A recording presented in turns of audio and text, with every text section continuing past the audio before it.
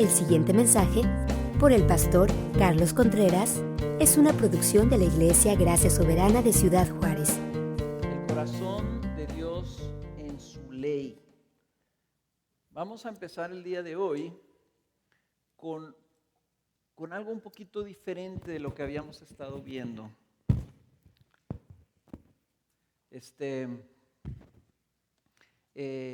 Los primeros capítulos, hasta donde habíamos llegado nosotros, habíamos visto cómo Moisés exhorta al pueblo de Israel a que obedezcan la ley.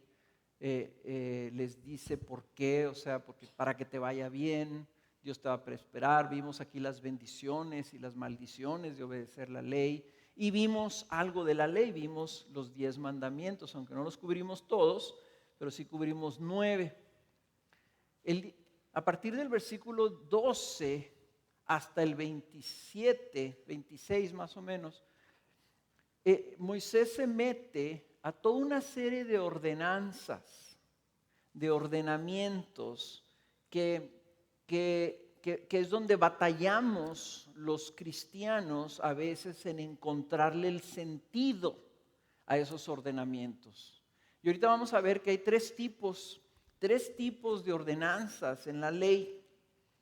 Y tenemos que distinguirlas y tenemos que saber cómo interpretarlas y cómo aplicarlas a nuestra vida. Entonces el día de hoy vamos a empezar a ver estos decretos y estas ordenanzas. El versículo 12, capítulo 12, versículo 1 empieza así, dice: estos son los estatutos y los decretos que observaréis cuidadosamente en la tierra que el Señor, el Dios de tus padres, te ha dado, para que la poseáis todos los días que viváis sobre su suelo.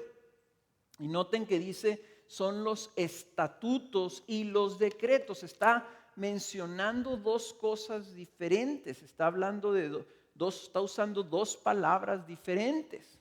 En otro pasaje dice, estos son los estatutos y las ordenanzas que están dentro de los mandamientos que el Señor te da. Entonces usa tres palabras para distinguirlos. Y ahorita que leíamos el Salmo 119, ahí menciona los juicios del Señor, las ordenanzas del Señor, los estatutos del Señor, los decretos del Señor, los mandamientos del Señor. Y saben que sí hay diferencia. Hemos visto que la ley incluye los mandamientos, los 10 mandamientos, principalmente, que son mandamientos universales.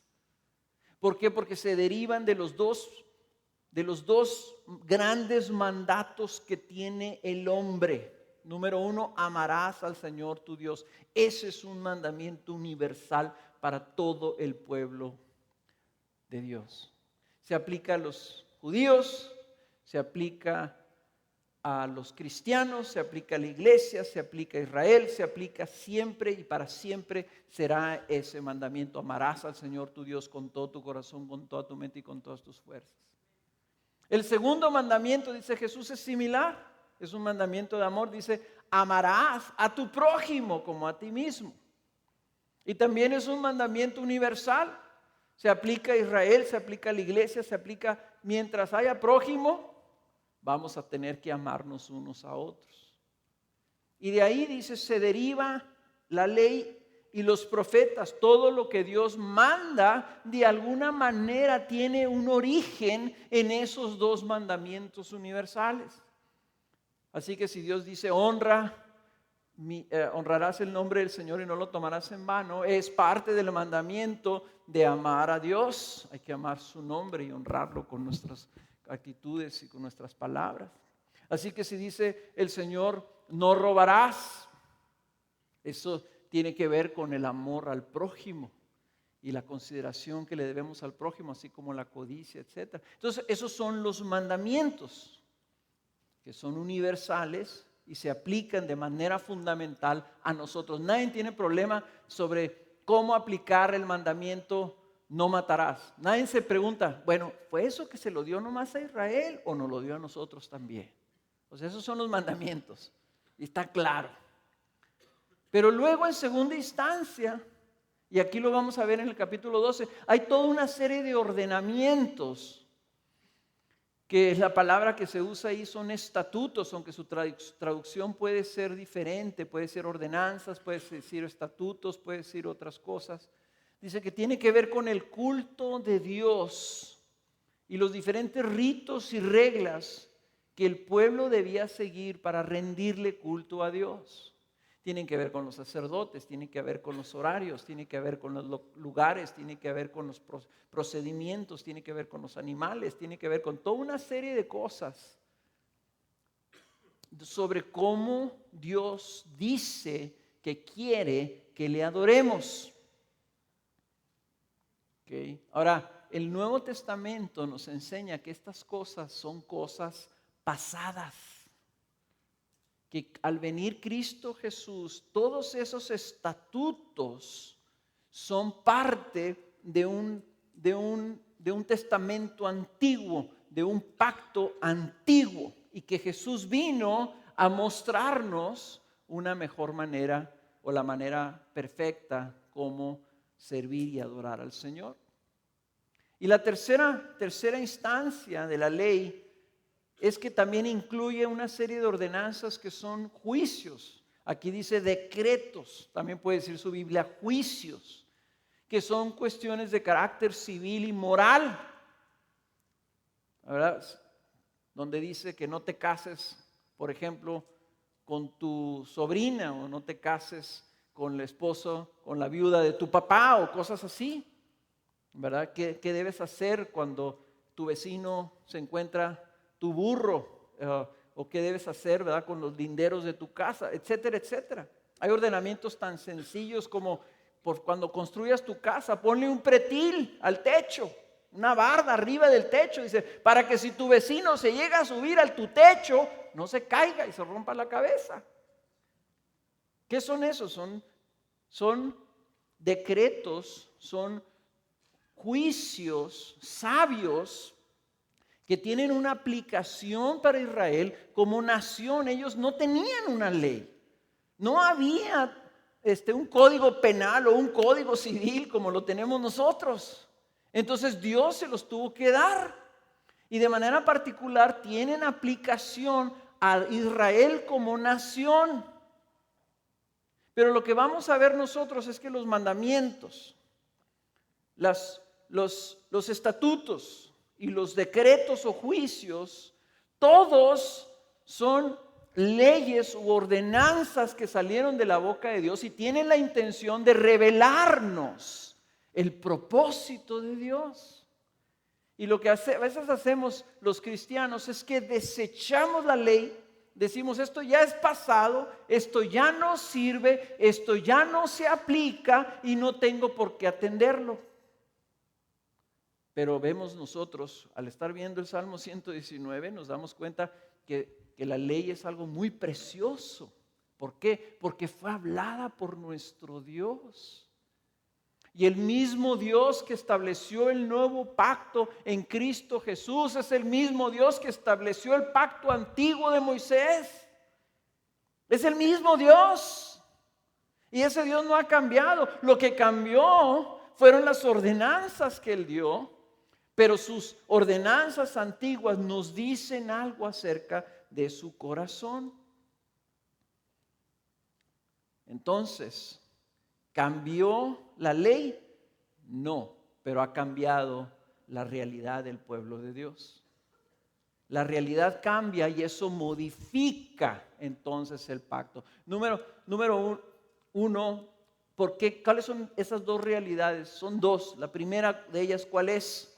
Jesús estableció un nuevo pacto.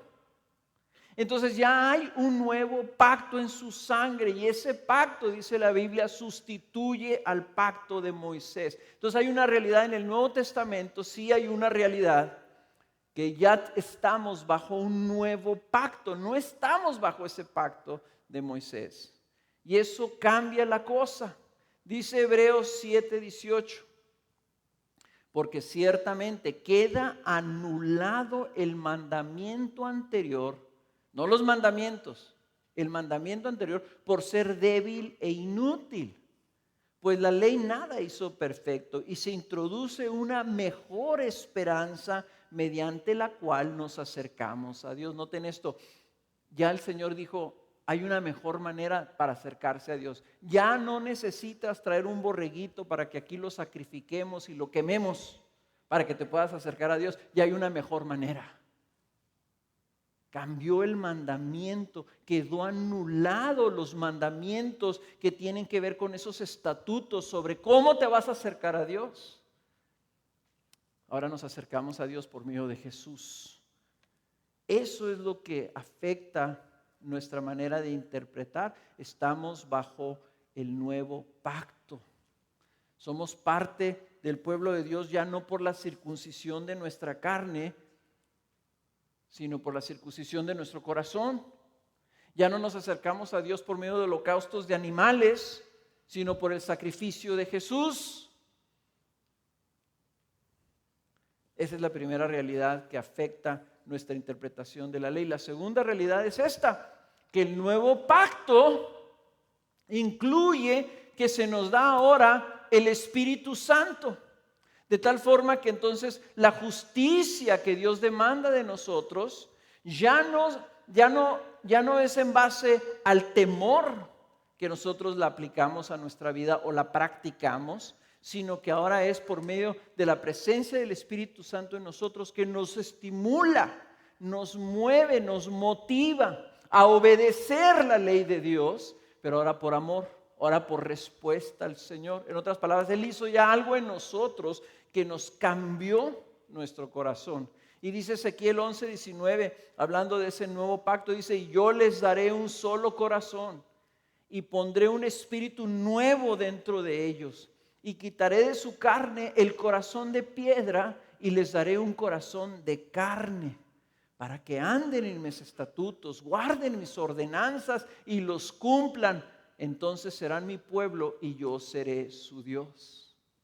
Y vuelve a hablar de esas ordenanzas y de esos estatutos que estamos viendo nosotros y que acabamos de ver que ya son parte de un mandamiento antiguo. Entonces, ¿cómo es que dice que el Espíritu Santo nos va a llevar a obedecerlas?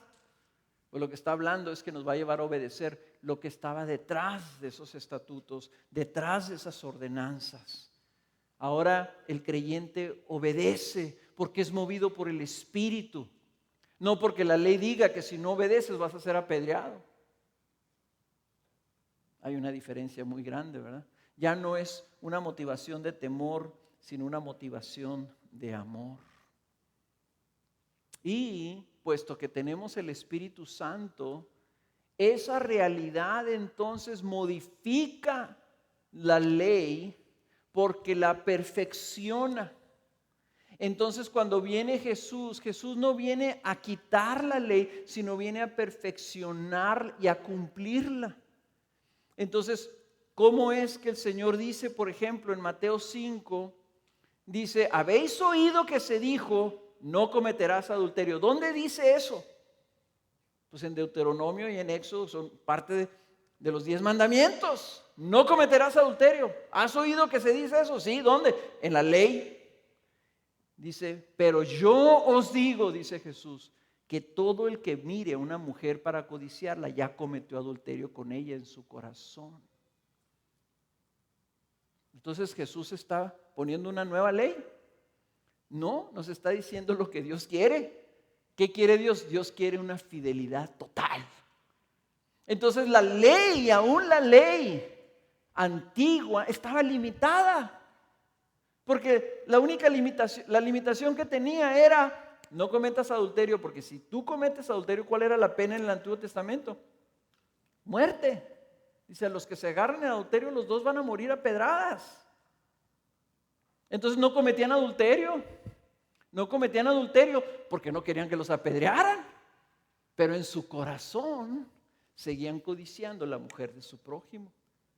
Entonces ahora Jesús viene y dice, yo os digo esto. ¿Y por qué no lo dice Jesús? Porque Él sabía que iba a enviar el Espíritu Santo a nosotros para que de corazón ahora nosotros guardáramos el principio de su ley.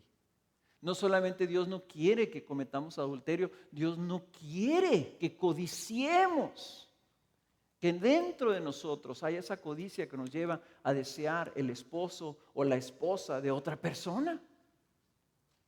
Más adelantito ahí en el capítulo 5 también dice, también se dijo, cualquiera que repudie a su mujer que le dé carta de divorcio. En la ley, en el Deuteronomio, se decía, si tú te casas con una mujer y esa mujer ya no te gusta, divórciate de ella, repúdiala. Y tú dices, bueno, pues ¿qué onda? Entonces, ¿si se permite el divorcio o no se permite el divorcio? Y Jesús dice, pero yo os digo que todo el que repudia a su mujer, a no ser por causa de infidelidad, lo hace cometer adulterio, y cualquiera que se casa con una mujer repudiada comete adulterio. Entonces, ¿cómo es que está haciendo Jesús aquí? Jesús está diciendo, mira, lo que quiere el Señor es esa fidelidad. La fidelidad que Él le tiene a su pueblo, quiere que su pueblo la tenga entre sí mismos. Así como Dios dice, yo te voy a amar y nunca te voy a dejar y nunca te voy a abandonar, así también nos dice, y tú también haz lo mismo cuando tú te cases, nunca abandones a tu mujer ni la desampares como yo lo estoy haciendo contigo. El corazón del Señor está en su ley. Lo que Él quiere está en su ley, y eso nos lo vino a decir Jesús. ¿Ven? Entonces estas dos realidades, la realidad de que Jesús vino y cumplió los estatutos religiosos y nos vino y nos dijo por qué el pecado tenía que ser suplido con la sangre, y la realidad de que el nuevo pacto entonces que inauguró Jesús, y también viene junto con él la promesa del Espíritu Santo en nosotros, viviendo en nosotros, modifica la manera en que nosotros aplicamos la ley, pero no la borra, no la anula, hacerla insignificante, sino que modifica la manera en que la aplicamos. Y entonces, ¿por qué es importante que la estudiemos? ¿Por qué es importante que escuchemos estas ordenanzas, estos estatutos, estos juicios? Porque nos revelan precisamente el corazón que está detrás de esas leyes. Nos dice qué cosas son importantes para Dios.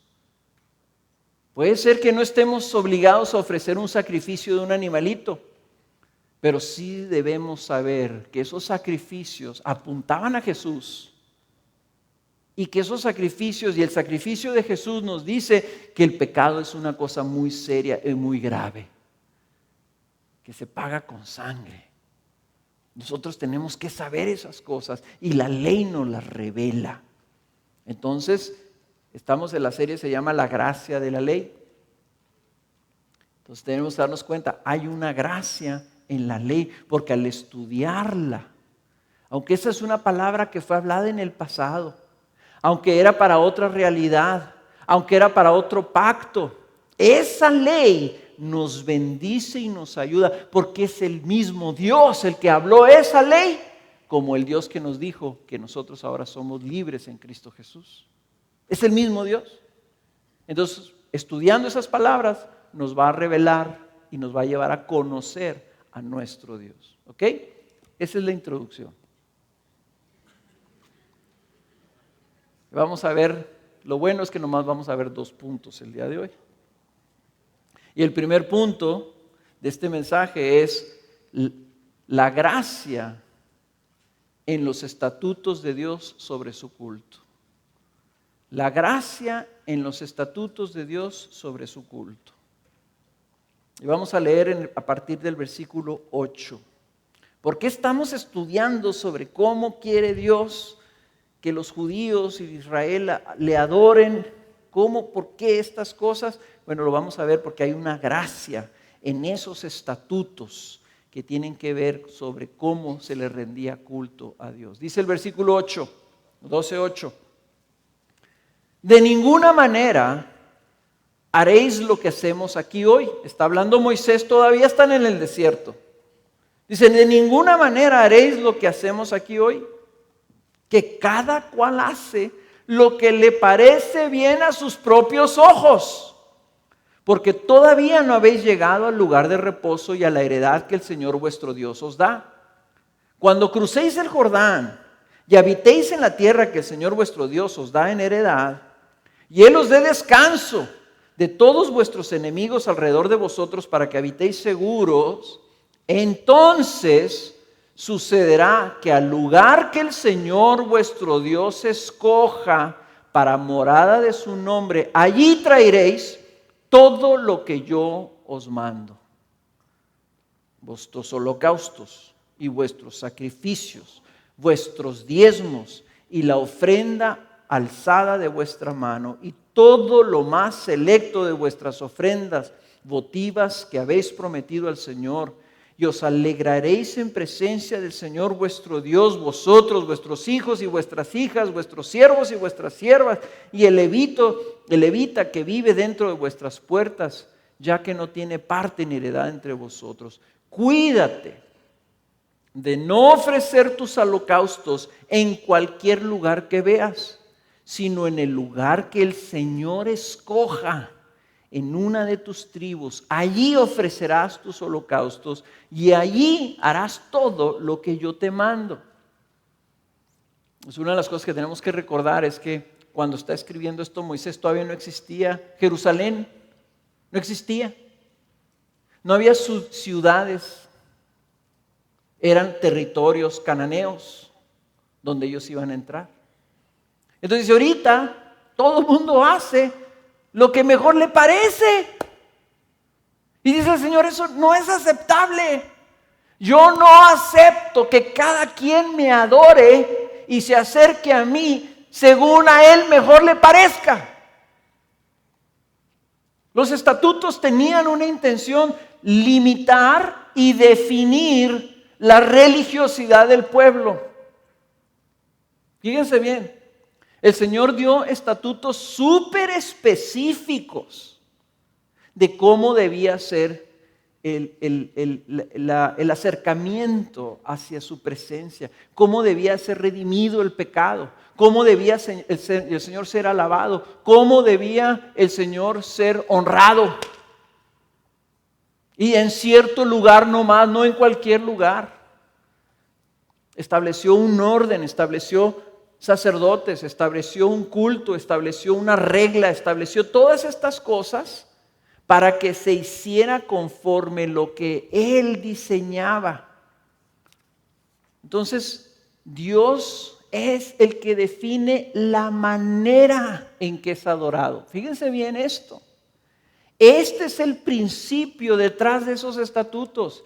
Dios es quien define la manera en que debemos adorarle. Y nosotros no ponemos esa manera, sino Él.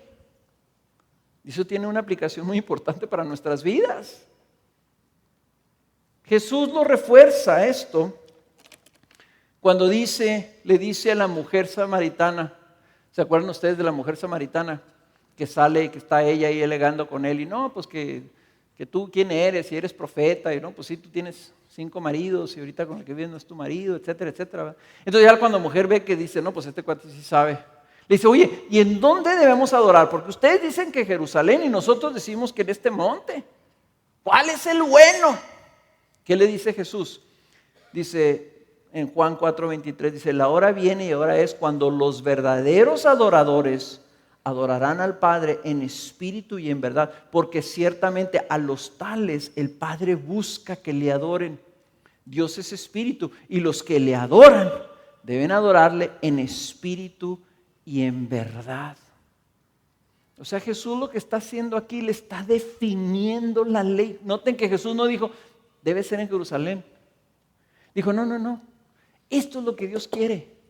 Ahí le está diciendo cuál es el espíritu detrás de la ley. Dios quiere adoradores en espíritu y en verdad. ¿Dónde está la verdad? Aquí está la verdad. Y Dios quiere gente que le adore de espíritu, de corazón.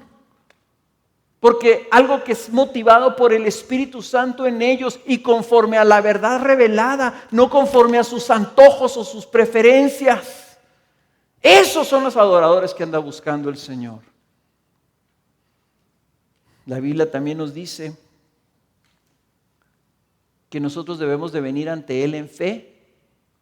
En Hebreos 11:6 dice, porque sin fe es imposible agradar a Dios y el que se acerca a Él debe creer El que se acerca a Él debe tener fe. Entonces Dios no acepta un culto religioso en donde tú no estás viniendo en fe. La Biblia nos dice cómo debemos adorar al Señor, cómo debemos acercarnos al Señor, y no podemos tomar a la ligera nuestra adoración. Por ejemplo, el Salmo 100 dice que nosotros debemos de venir ante Él con acción de gracia y con cantos de alabanza, y dice que debemos de venir con alegría.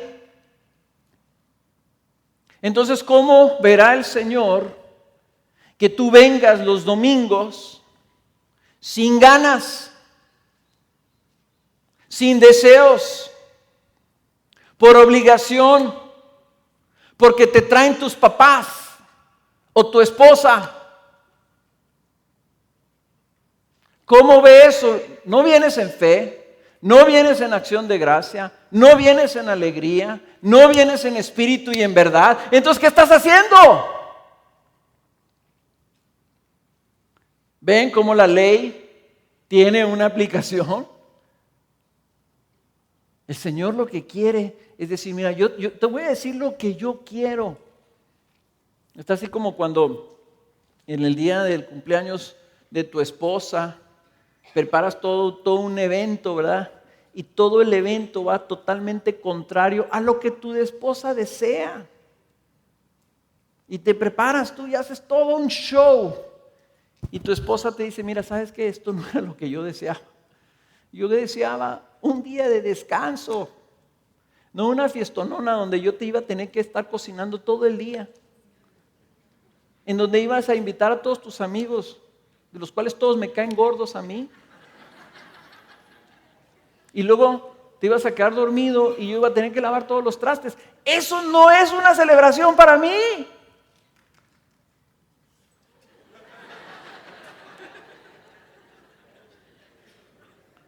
Entonces el esposo amoroso le dice, ok, ¿cómo quieres que celebremos tu cumpleaños? Y se sienta a escuchar. Bueno, pues el Señor nos está diciendo, ¿me quieres venir a celebrar? ¿Me quieres venir a alabar? Déjame te digo lo que a mí me bendice. A mí me bendice cuando tú vienes en fe, esperando encontrarme. Cuando tú vienes esperando escucharme. Cuando tú vienes con alegría porque vienes a verme a mí. Cuando vienes y vienes dando gracias por todas las bendiciones que te dieron ante la semana.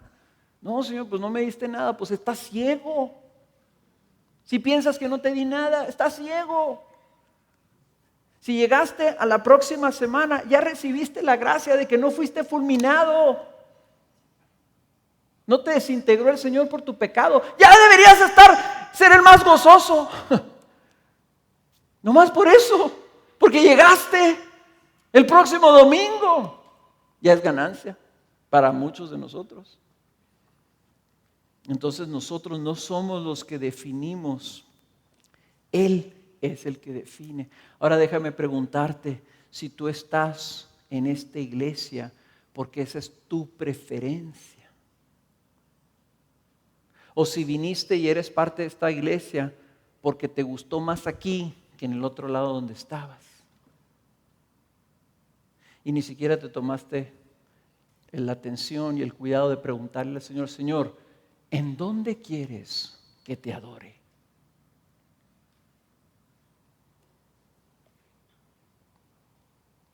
O si estás pensando irte a otro lado, porque en ese otro lado, esa es tu preferencia.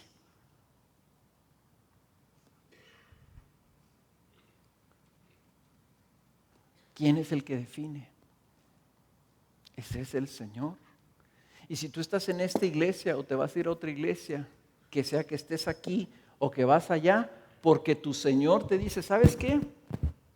De este lado me falta, tengo un huequito ahí que quiero llenar, quiero que te vayas para allá. Oye, Señor, pero eso no es mi preferencia, porque yo quiero que te vayas para allá. Y mientras el Señor no te saque, ¿por qué te vas? ¿Ven?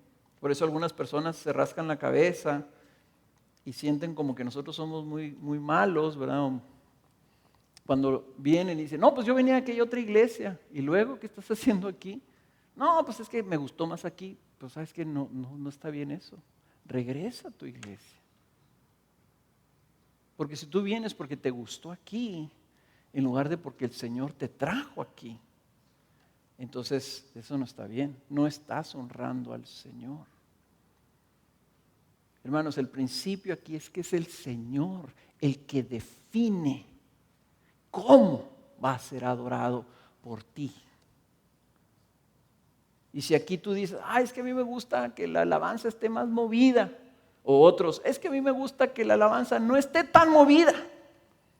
La pregunta es, ¿y qué le gustará al Señor? Esa es la pregunta que te debes hacer.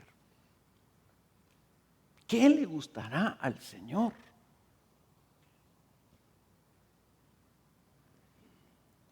Segundo punto de Deuteronomio 12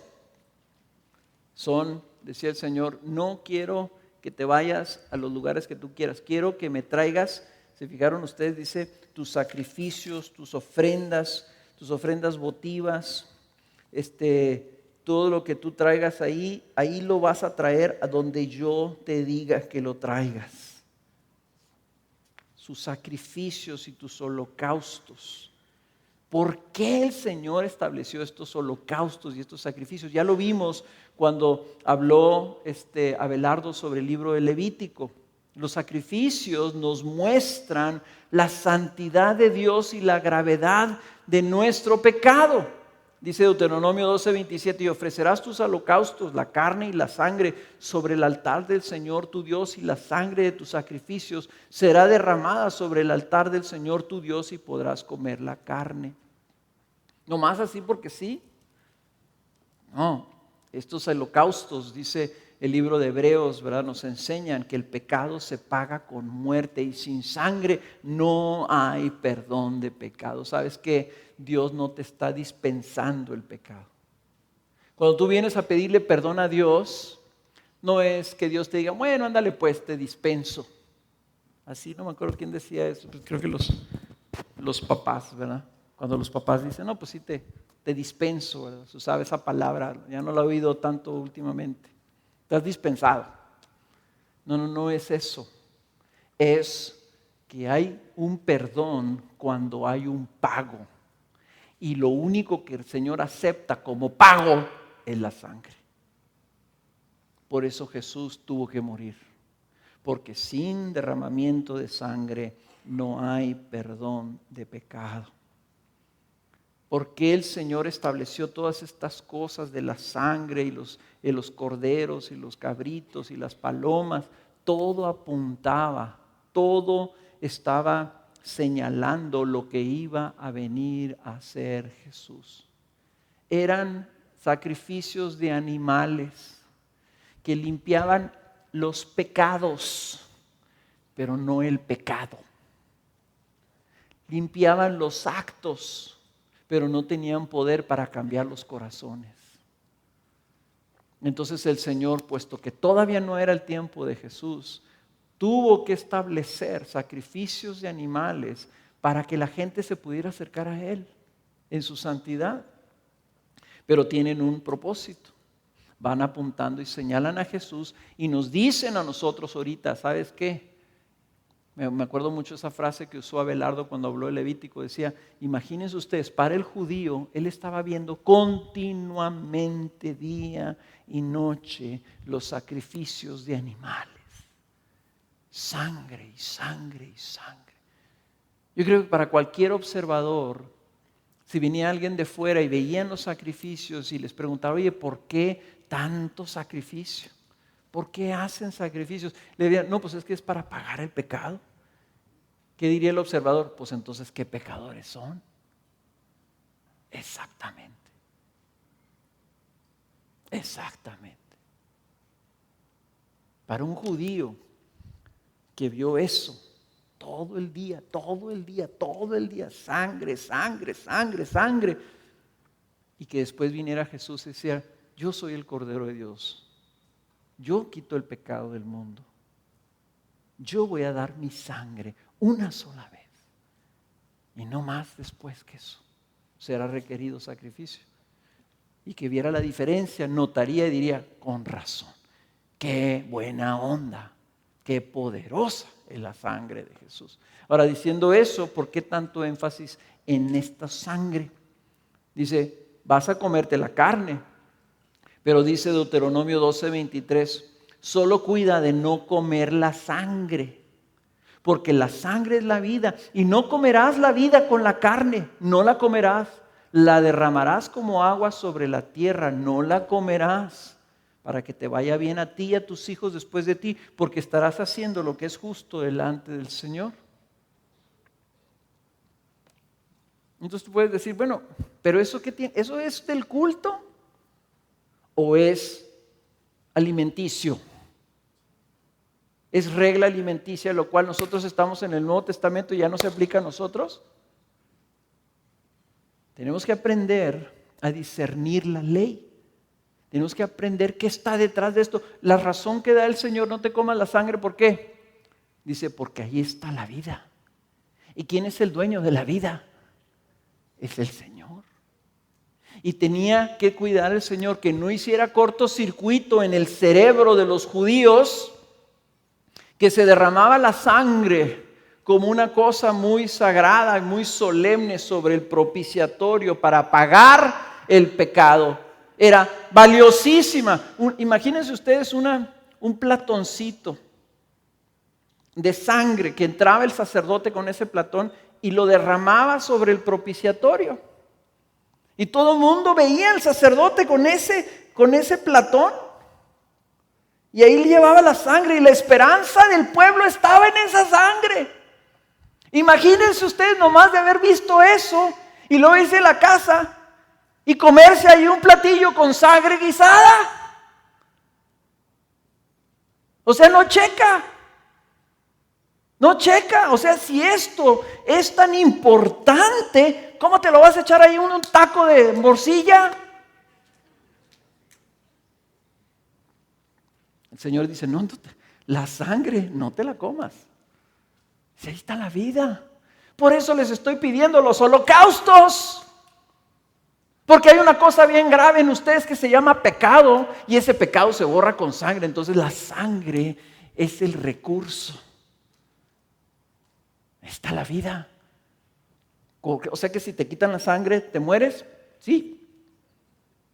Pero esa palabra es profética. La sangre está la vida. ¿En dónde está nuestra vida, hermanos? En la sangre de Jesús. Por la sangre de Jesús es que nosotros viviremos.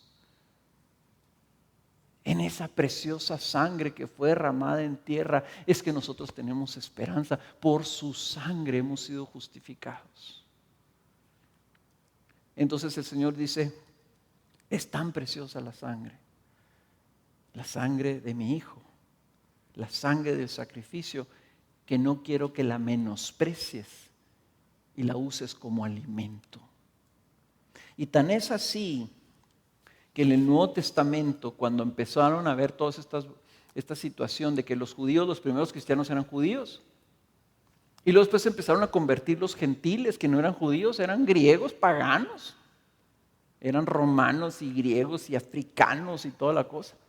Entonces empezaron los apóstoles, se juntaron, se hizo una gran controversia, porque los judíos cristianos querían imponerles toda la ley a los nuevos creyentes, que se circuncidaran, que se hicieran los lavamientos, que cumplieran los ritos en los templos judíos.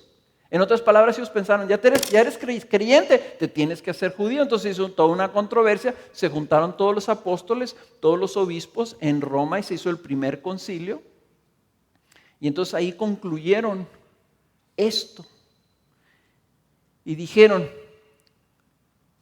en el capítulo 15 del libro de Hechos está el resultado de este concilio. Dice, por tanto, hemos enviado a Judas y a Silas, 2 apóstoles, los enviaron a todos los pueblos, quienes también nos informarán las mismas cosas verbalmente, porque pareció bien al Espíritu Santo y a nosotros no imponernos mayor carga que estas cosas esenciales, que os abstengáis de cosas sacrificadas a los ídolos. Y noten, de sangre, de lo estrangulado y de fornicación. Si os guardáis de tales cosas, bien haréis, pasadla bien. Dice, las únicas reglas, los únicos estatutos que los pueblos gentiles al convertirse debían seguir del culto judío eran estos que tenían que ver precisamente con el culto religioso. Todas estas cosas tienen que ver con el culto religioso. Porque dice, no, que se abstengan de las cosas que son sacrificadas a los ídolos. Si tú ves que hay un animal que se sacrifica a un monigote ahí y luego te invitan a comer y tú sabiendo que ese producto, ese alimento se le ofreció a ese ídolo y te sientas a comértelo, era parte del culto. Dice, abstente. Dice, abstente de la sangre de los sacrificios. Y abstente de comer animales sacrificados por ahorcamiento. O sea, el Señor no recibe esas cosas. Y luego dice, y abstente de fornicación. ¿Saben por qué dice el que se abstenga de la fornicación en esas cosas? Dices, bueno, ¿qué tiene que ver eso con los animales estrangulados o la sangre o los sacrificados a los ídolos? Porque los gentiles tenían templos en donde la manera de honrar al ídolo era teniendo fornicación con prostitutas y prostitutos sagrados. Parece absurdo, pero eso es. Entonces, cuando habla de fornicación, está haciendo referencia a esos cultos. Lo demás venía en la ley moral de Dios, que es universal. Entonces, aquí estamos hablando de que si debemos o no, de cómo debemos de considerar las reglas, los estatutos de esos que el Señor establecía. Hay un significado. Hay un significado en la manera que el Señor lo establecía, que nosotros debemos de tener cuidado. Entonces, yo sé que hay personas que dicen, pues yo no veo nada de malo que comamos aquí en México, es una tradición la morcilla, y no sé ni cómo se llama, la fodonga o la que es sangre de cerdo, ¿verdad? Moronga. Eso es un platillo mexicano. Yo no le veo nada de malo. Aquí la pregunta no es si tú le ves algo de malo o no. La pregunta es si Dios ve algo de malo. Y si los apóstoles consideraron correcto decirle a los judíos, no lo hagan, ¿saben qué? No lo debemos hacer. Y a lo mejor me van a tachar de legalista, pero esta es una de las instancias donde les voy a decir, yo no como sangre. Yo no como sangre y no como sangre por lo que dice la palabra. Verán que la ley sí dice algo. Ahora, pues sí, el sacrificio, todo eso es la parte seria del sacrificio, la sangre, todas estas cosas. Pero ¿saben una cosa? ¿Se fijaron también que dice que Él quiere que se alegren? Que se alegren en sus sacrificios. Miren, adelántense ahí al capítulo 16.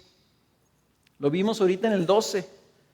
Quiero que dice que traen sus sacrificios y que se alegren delante de Él. Bueno, vamos al 16, porque está más claro ahí en el capítulo 16, versículo 10.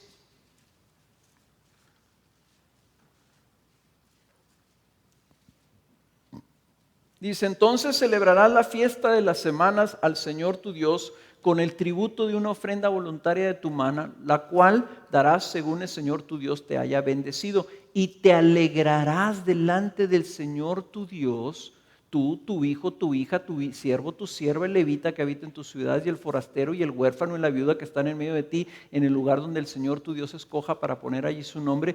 Y te acordarás que tú fuiste esclavo en Egipto. Cuídate de guardar estos estatutos. O sea, el Señor en el 12 les había dicho que cuando lleven sus sacrificios, dice entonces que se alegren. Que se alegren. Dice en el versículo 12, dice, y os alegraréis en presencia del Señor vuestro Dios cuando traigan sus holocaustos. Aquí está diciendo, y vas a celebrar una fiesta y quiero que te alegres. Y sabes una cosa, estableció 3 fiestas anuales. 3 veces hacían una fiesta de toda una semana. Pascua, semanas y tabernáculos. 3 veces. Y dijo, y quiero que traigas animalitos y los vas a sacrificar como te dije. Y luego quiero que hagas una gran fiesta. Y te alegres. Y todo mundo, los pobres, los ricos, tus invitados, tu familia, tus hijos, tus parientes, los extranjeros que están adentro de ti, ahí en tus ciudades, perdón, las viudas, los huérfanos, todo mundo, quiero que celebre. ¿Por qué quería el Señor que celebremos? Porque Él quiere que nosotros vivamos con esa conciencia de que Él es nuestro Dios y que nosotros debemos estar agradecidos por lo que Él ha hecho en nuestras vidas. Eso es lo que pretendemos hacer los domingos. Esto es, por eso se dice la celebración del domingo.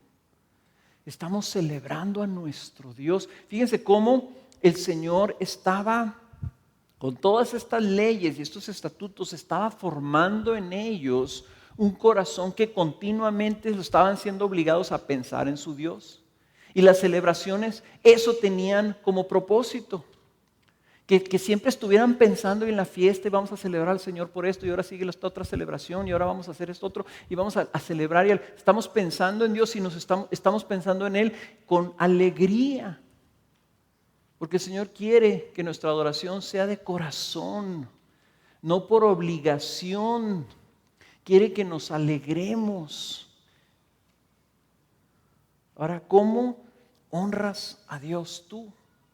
¿Lo haces con alegría o lo haces por temor? ¿Lo sirves con alegría o lo sirves con temor? O escuché un ejemplo de un pastor que dice, a mí me gusta hacerle favores a mi esposa.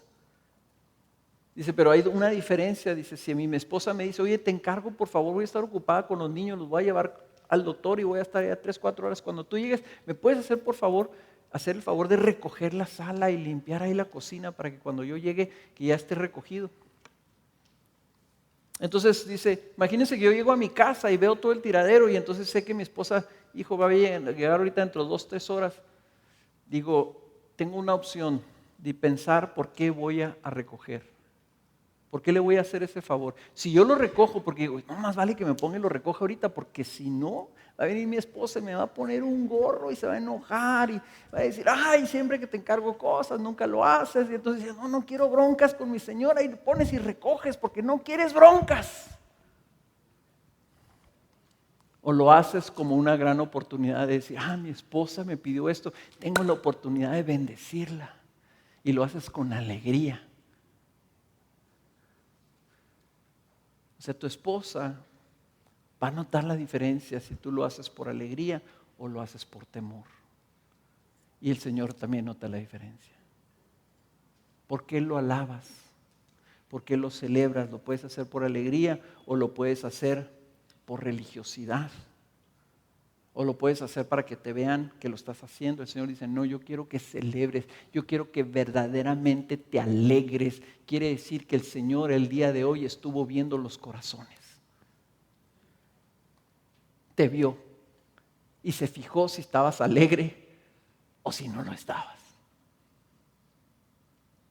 Y si no lo estabas, pues eso no lo bendijo. Entonces no nomás son fiestas judíos. Ahí nos dicen qué es lo que está en el corazón del Señor. Punto número 2. La gracia en los estatutos sobre el diezmo y los levitas. En el capítulo 14, versículo 22 dice, diezmarás fielmente todo el producto de tu sementera, lo que rinde tu campo cada año, y comerás en la presencia del Señor tu Dios en el lugar que Él escoja para poner allí su nombre, el diezmo de tu grano, de tu mosto y de tu aceite, y los primogénitos de tus vacas y de tus ovejas, para que aprendas a temer siempre al Señor tu Dios. El Señor establece un diezmo. Y este diezmo, cuando está hablando de que vengan y ofrezcan y que celebren y hagan fiesta, no era nomás abierto, sino que el Señor dijo cuánto quería que fuera el monto de lo que estuvieran ellos, con lo que estuvieran ellos sacrificando y entregando. Y dice, y quiero que hagan esto para que aprendan a temer a Dios. El temor a Dios es vivir con esa conciencia que dependemos de Él. Él lo que quiere es generar esa conciencia permanente de que dependemos de Él. Entonces dice, yo quiero que tú me diezmes. El 10% de lo que tú produzcas, lo que produzcas de grano, lo que produzcas de vino, lo que produzcas de aceite, lo que produzcas de animales, quiero que me lo entregues a mí. Y quiero que me lo entregues en una gran celebración. Por eso no recogimos ahorita los diezmos. Porque no quería yo que fuera piedra de tropiezo para sus vidas. Dice, quiero que me lo entregues y luego que te alegres en ello y te lo comas. Que lo disfrutes. Que sea parte de tu celebración. Y dice, y no solamente eso, sino que esos diezmos tenían varias intenciones.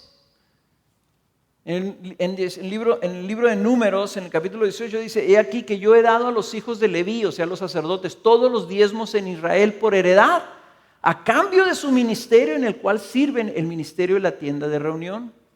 Entonces los diezmos que entregaban iban para sostener a toda una tribu, la tribu de Leví, que el Señor apartó y dijo, ustedes no van a trabajar en el campo, ustedes no van a andar de ganaderos, ustedes van a trabajar en el templo. Y me van a servir a mí. Y toda esta otra gente los va a alimentar.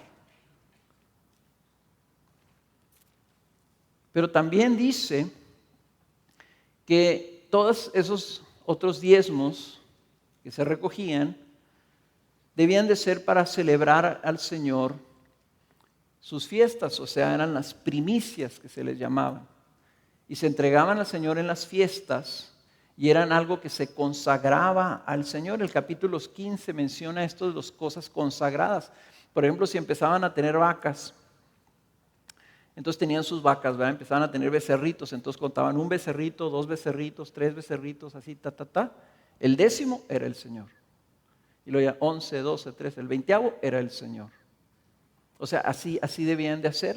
Dice, si ese salió defectuoso, entonces agarras de los que no salieron defectuosos y sustituyes ese que estaba defectuoso. Pero es 1/10 parte y la primicia, lo primero que cortes, lo primero que recojas, el primer aceite, el extra virgen es del Señor.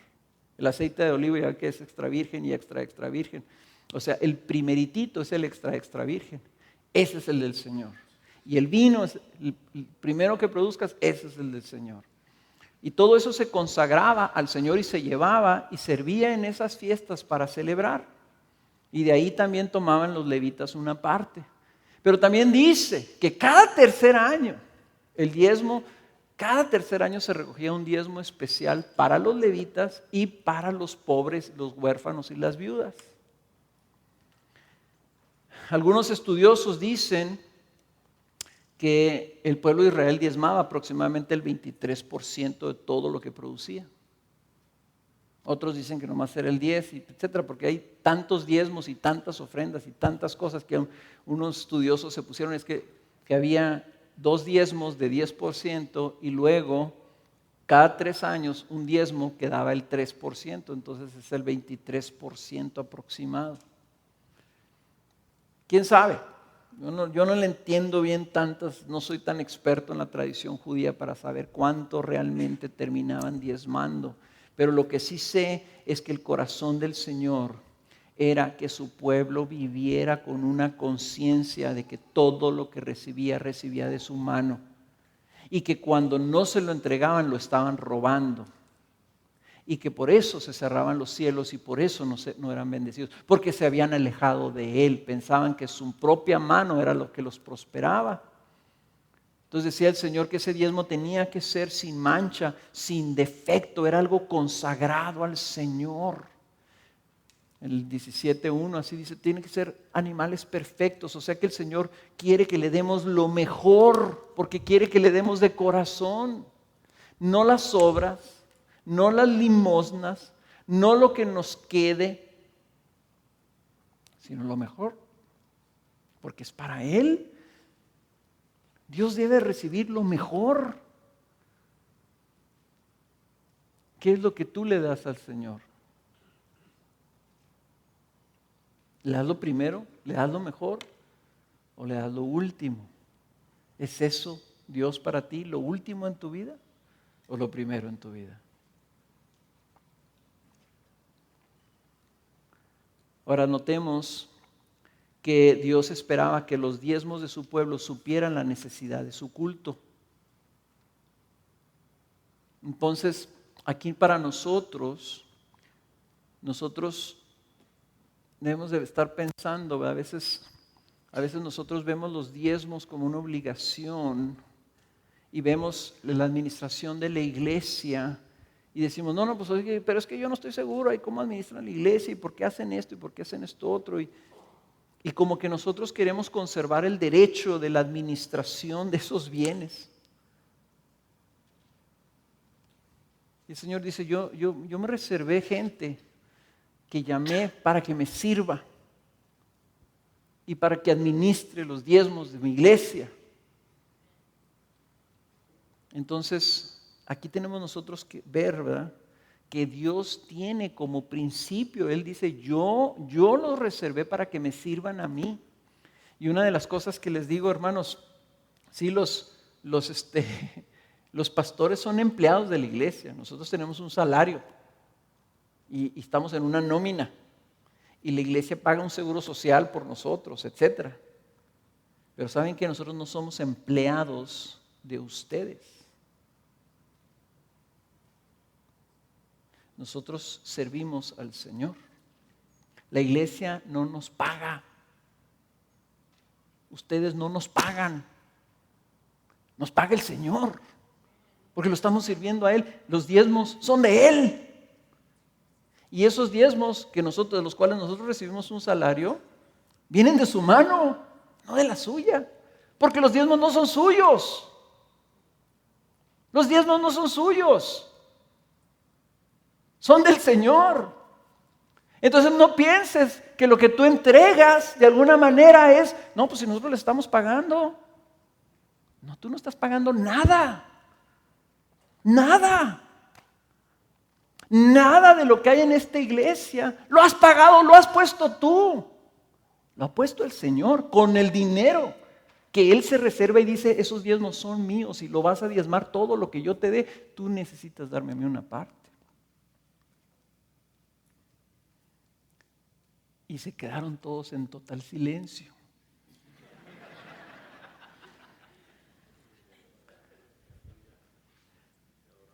¿Por qué se los digo así, hermanos? Para que lo puedan ver. Quiero que lo vean. Claro que nosotros no lo consideramos nunca así. Para nosotros tenemos una administración, tenemos supervisión, tenemos toda una serie de documentos financieros, porque la administración de los diezmos es una cosa muy delicada. Pero ¿saben una cosa? Esos diezmos son del Señor. Es dinero del Señor. Y por eso lo cuidamos. Y por eso tenemos contabilidad y documentación. Porque no queremos que el Señor nos pida cuentas de su dinero y salgamos con que no supimos qué hicimos con él. ¿Ven? Y damos cuentas y ustedes pueden preguntar y con gusto les decimos cuánto ganamos. No nos avergüenza ni nos apena. Eso lo puedes tú revisar. Pero sí quiero que recuerdes eso y que lo veas así, porque cuando tú entregas tus diezmos le estás dando al Señor lo que es realmente de Él. Y quiere el Señor que tú tengas ese corazón de liberalidad. Ahora algunos dicen, no, pues sí, eso es del Antiguo Testamento. En el Nuevo Testamento no se menciona el diezmo. Ten cuidado con esos argumentos. ¿Cuál era el corazón de Dios atrás del diezmo? El corazón de Dios es que Él tuviera un culto y que fuera administrado ese culto por personas dedicadas a eso y que su iglesia de alguna manera reconociera, su pueblo reconociera que era válido y correcto de ellos entregar de lo que el Señor les bendijera para ello. Eso es una cosa. Pero el Señor también quería que hubiera generosidad en su pueblo. Y en el Nuevo Testamento Jesús también lo menciona. Si nosotros decimos que Jesús vino a cumplir toda la ley y vino a establecer el nuevo pacto y dijo, yo voy a poner mi espíritu adentro de ustedes, entonces el cristiano ya no está, fíjense bien, limitado por el diezmo. El diezmo ya no lo limita, ya puede dar más. Jesús dijo, vosotros pues no busquéis qué habéis de comer ni qué habéis de beber y no estéis preocupados porque los pueblos del mundo buscan ansiosamente todas estas cosas. Pero vuestro Padre sabe que necesitáis estas cosas, mas buscad su reino y estas cosas os serán añadidas. No temas, rebaño pequeño, porque vuestro Padre ha decidido daros el reino. Vended vuestras posesiones y dad limosnas, haceos bolsas que no se deterioran, un tesoro en los cielos que no se agota, donde no se acerca ningún ladrón ni la polilla destruye.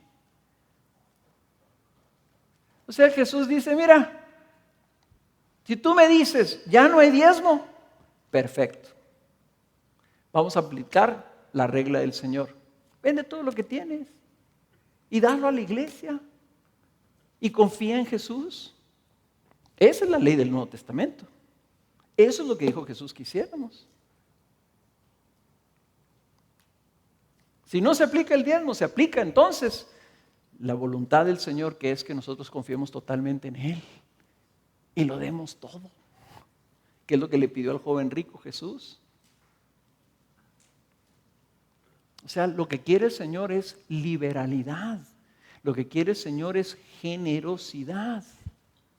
Ahora, el diezmo no se menciona en el Nuevo Testamento, pero sí se menciona específicamente lo del sostenimiento de los líderes en la iglesia. Por ejemplo, en 1 Timoteo 5:17 dice, los ancianos que gobiernan bien sean considerados dignos de doble honor, principalmente los que trabajan en la predicación y en la enseñanza, porque la Escritura dice, no pondrás bozal al buey cuando trilla, y el obrero es digno de su salario. ¿Dónde creen que viene esa frase, no pondrás bozal al buey cuando trilla? En Deuteronomio. Entonces el apóstol Pablo está diciendo, la Escritura por algo dice eso. ¿Cuál es el espíritu detrás de esa frase? Esto se aplica en el Deuteronomio, se aplica a los animales. Ahí en ese sentido Pablo no nos halaga, nos compara con ese animal de 4 letras. Porque el Señor decía en su principio, mira, si estás poniendo a trabajar al animal, no le pongas un bozal, deja que vaya comiendo de lo que se queda tiradito ahí. Dice, el obrero es digno de su salario. En 1 Corintios dice capítulo 9, versículo 6, dice, ¿quién ha servido alguna vez como soldado a sus propias expensas? ¿Quién planta una viña y no come de su fruto? ¿O quién cuida un rebaño y no bebe de la leche del rebaño? Versículo 14, así también ordenó el Señor que los que proclaman el Evangelio vivan del Evangelio. Gálatas 6:6 dice, y al que se le enseña la palabra, que comparta toda cosa buena con el que le enseña. Entonces, nosotros, hermanos, quítenle nombre de diezmo.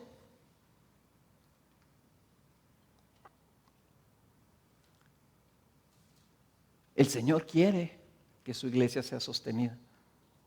El Señor quiere que los que trabajan sirviéndolo a Él sean suplidos sus necesidades. Eso establece la Escritura. Entonces, cuando ustedes entregan su diezmo, cuando ustedes entregan sus ofrendas, yo quiero que lo hagan con mucha fe. Yo no quiero que lo hagan con reserva. Es que deberé darlo, no deberé darlo. Yo quiero que ustedes sepan que está dentro del corazón de Dios y que Él estableció un sistema desde antes, desde hace 3000 años, para que siempre hubiera personas que están dedicadas nomás a servirlo a Él. Y que la iglesia de alguna manera respeta ese derecho que tiene el Señor de llamar personas para su ministerio.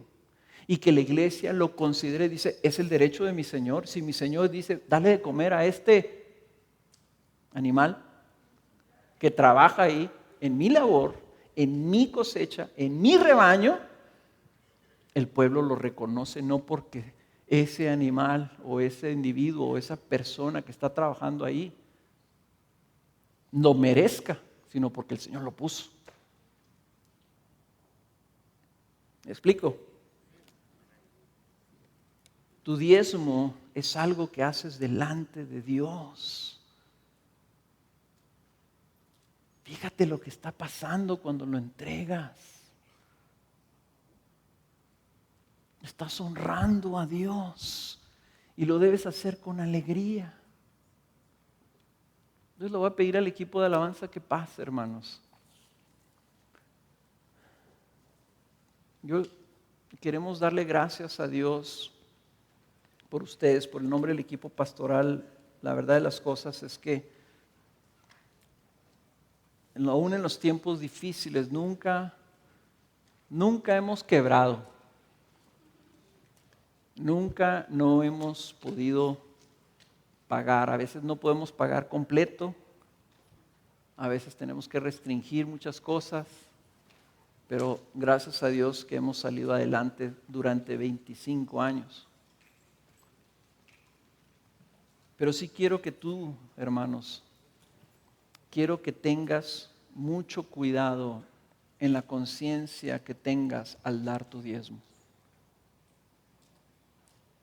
Quiero que honres al Señor y quiero que lo hagas con un corazón alegre.